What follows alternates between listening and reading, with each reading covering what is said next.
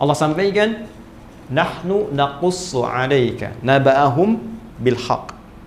Kata Allah, dengan segala keagunganku. Ingat, nahnu itu akar dari kata inna.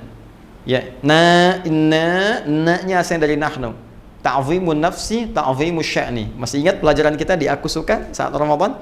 Ta'zimun nafsi menunjukkan keagungan Allah, ta'zimus sya'ni menunjukkan kehebatan, keagungan, kebesaran informasi yang akan disampaikan.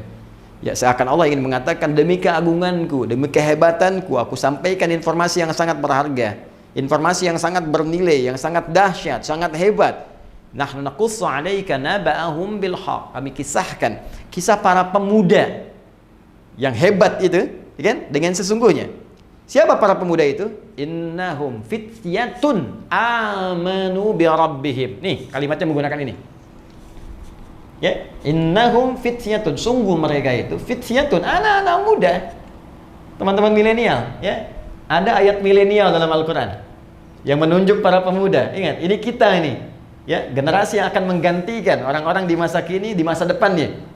Ayat ini berbicara tentang Anda, duhai teman-teman sekalian. Ada orang-orang milenial hebat, kata Allah, di masa lalu. Dan kehebatan milenial itu diukur bukan sekedar dari kehebatan instingnya, intelijensianya, kehebatan intelektualnya, kehebatan semangatnya. Bukan itu patokan utamanya. Innahum amanu, imannya yang pertama.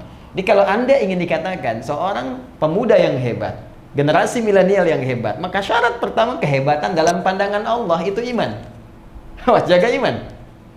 Kalau cuma sekedar jadi orang-orang yang intelektual, ya, punya daya dobrak yang tinggi, inovasi yang hebat, bikin aplikasi, bikin ini, bikin itu biasa. Jangankan Anda yang belum beriman pun mampu. Itu terbuka kompetisinya. Jangankan di Indonesia, di Amerika banyak, di Cina banyak, di Eropa banyak, melimpah. Tapi perlombaan menjadi baik, hebat dalam pandangan Allah itu spesial.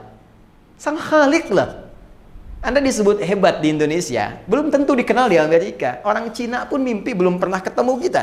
Orang Eropa belum tentu pernah lihat kita. Ya kan? Tapi kalau Anda disebut hebat oleh Allah, maka langit dan bumi mengatakan Anda yang terbaik. Maka syarat pertama, generasi pemuda hebat, itu kata Allah, amanu bi rabbihim, iman dulu. Nah, kenapa mereka disebut hebat? Ini dahsyat. Saking ingin mengupgrade imannya, mempertahankan imannya, mereka menghadapi intimidasi yang sangat luar biasa. Dikejar-kejar, sampai masuk gua. Ancamannya bukan hanya sebatas intimidasi, bisa eksekusi. Bukan cuma persekusi, bisa dieksekusi. Ya, mereka untuk mempertahankan iman, supaya di-upgrade imannya, itu sampai masuk ke gua. Saking inginnya dekat dengan Allah Subhanahu wa ta'ala, saking ingin mempertahankan visi kehidupannya. Maka Allah katakan innahum, pakai inna, ya, harfu nasbin wa taukidin, tansibul isma wa tarfa'ul khabar, mabniun 'alal fathi la mahalla lahu minal i'rab. Huruf nasab yang mengangkat rafa ism, orang yang akan diangkatnya. Ini diangkat oleh Allah nih. Ini contoh nih, saya angkat nih. Kenang kisahnya. Sampai kini masih diingat kisahnya. Ya. Wa taukidin, Allah kuatkan. Saya tegaskan, ini orang-orang hebat, contoh mereka. Ya, tansibul isma wa tarfa'ul khabar, dinasabkan. Nasabkan isimnya, jadi dibuka. Ya, saya kembalikan tadi, perhatikan baik-baik. Tansibul isma, dinasabkan isimnya, dibuka, tancapkan dengan kuat. Seakan-akan ingin mengatakan, ini orang-orang bisa menancapkan dirinya, keimanannya pada dirinya dengan kuat. Ya, wa tarfa'ul khabar, diangkat beritanya sampai sekarang, ya, terekam sampai sekarang dikenang. Ya, mabniun 'alal fathi, mabni ditetapkan, fathah dibuka untuk kita. Ini kalau ngaji bahasa dengan dalam, ya. Kalau ngaji cuma standar di nahwu, sharaf mungkin nggak sampai ke situ. Tapi kalau kita bawa ke ilmu bahasa, itu kita dapatkan, itu banyak makna. Banyak makna, harakat itu ada maknanya. Mabniun 'alal fathi, dibuka. Jadi contoh buat kita, la mahalla lahum minal i'rab. Tidak ada tempat untuk mengalami perubahan, nggak goyah dia.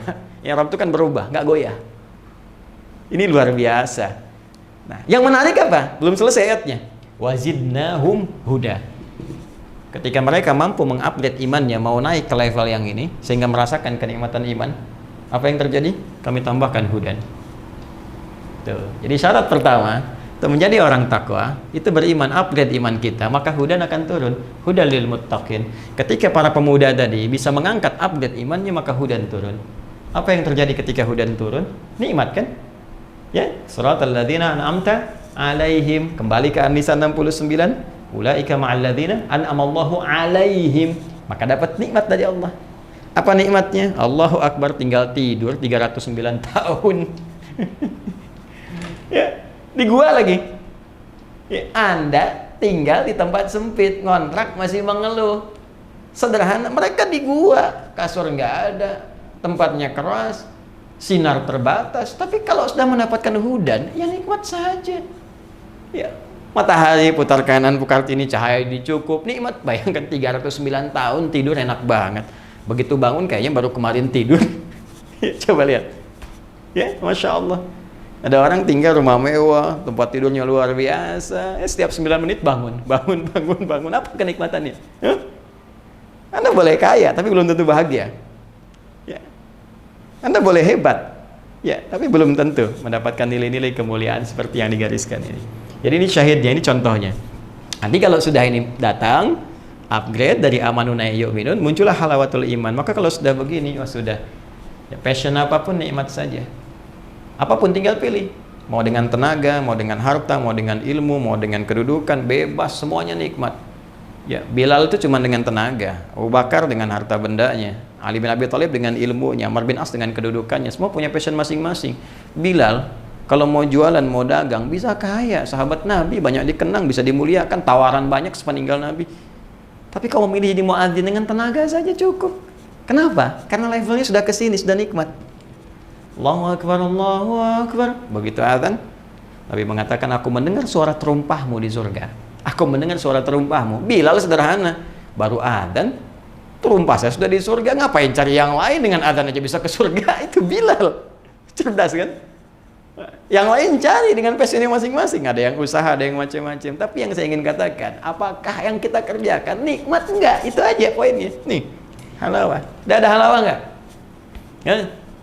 Sudah halawah enggak? Sudah nikmat belum? Pekerjaan kita nikmat enggak sekarang? Hah? Kalau lebih dahsyat lagi, nggak ada beda. Saat sehat nikmat, diuji sakit nikmat, saat ada harta nikmat, kayaknya cukup nikmat gitu. Jadi semua tuh kayaknya terlihat anugerah Allah saja. Kalau sampai situ, wah udah luar biasa. Nah, ini biasanya saking nikmatnya nanti hudan ini kalau sudah masuk kepada jiwa orang beriman, naik tingkat ke sini, maka Allah akan rekatkan di hatinya. Rekat. Jadi hudan itu rekat di hati. Kan iman itu saya pernah sampaikan amalan hati kan? Ada rekat. Rekat itu diikat rabato namanya. Rabato yarbatu. Rabit itu ikatan. Ya. Diikat begini. Di jiwanya. Kalau sudah ikat kan nggak lepas. Yang celaka kan yang belum diikat kan? Ya kan? Yang belum diikat nih. Tadi itu kadang naik turun, kadang ragu, ya, kadang sholat fardu, kadang terlambat, kadang ada yang tinggalkan. Itu masih naik turun. Iman naik, kadang turun, kadang lepas, kadang datang. Tapi kalau diikat, kemana aja ikut. Kalau sudah ikut, jadi pedoman dalam kehidupan. Ini yang hebat. Makanya di ayat selanjutnya, ayat ke-14-nya, warabatna ala qulubihim. Dan kami ikatkan itu dalam jiwa-jiwa mereka. Ini bukti bahwa iman itu amalan hati. Kalau sudah benar imannya di hatinya, maka Allah berikan cahaya pada jiwanya. Dan diikat cahaya ini dalam jiwanya, sehingga kalau sudah diikat, hudan petunjuk ini menjadi sinar kepada seluruh tubuhnya. Karena itulah ketika dia menjadi sinar, maka semua aktivitasnya dibimbing oleh iman tadi yang sudah dapat cahaya.